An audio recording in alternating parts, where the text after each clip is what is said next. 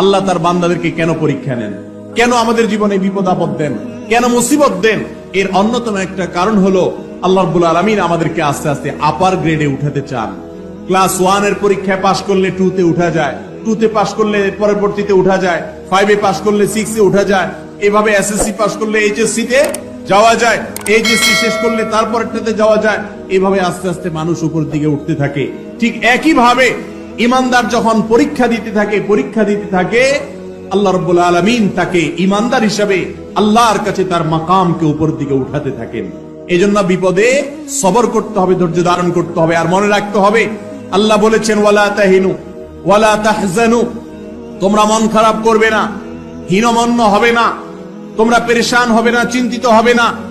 তুমি নিজে দেখো তুমি ইমানদার কিনা, তোমার ভেতরে ঈমান আছে কিনা, তুমি শিরিক মুক্ত ঈমান লালন করো কিনা, তুমি সে বিষয়টি এনশিওর করো, সেটা